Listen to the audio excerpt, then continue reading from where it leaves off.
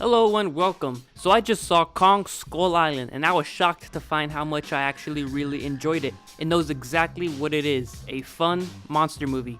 It didn't go the Gareth Edwards route and hide the monster from the audience. Instead, it shows it within the first 30 minutes front and center. This is about a group of scientists and soldiers that crash land on an island filled with tons of dangerous creatures and are forced to endure and survive until they're able to leave. It does a great job at building the world it's set in. We're introduced to a handful of interesting characters such as Samuel L. Jackson, who is a complete and utter asshole in this. Although you do understand where he's coming from, but still, he's an asshole. John Goodman's character, a person that believes monsters are real and is set to prove what he believes is right. Tom Hiddleston, a British officer hired to help the team navigate through the terrain of the island. Brie Larson, a photographer.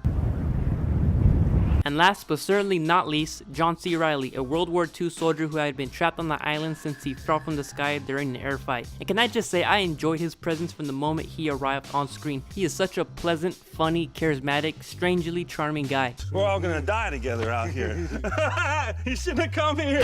I found myself caring about him the most out of all the people I just named. He's that likable, and you want him to get out of the hellhole he's grown so accustomed to, but you're not so sure if he will. And the best parts of the movie are, of course, the monster fights. It happens very frequently and it doesn't get old or get boring. It's always entertaining and just great popcorn action. I liked how Kong is set up as this godlike figure to the indigenous people on the island and how they explain to the soldiers and scientists what Kong's role on there is. I thought all that was very well handled, because you think a certain way of Kong at first, but then you start seeing what actually is going on and your mindset on them kind of changes.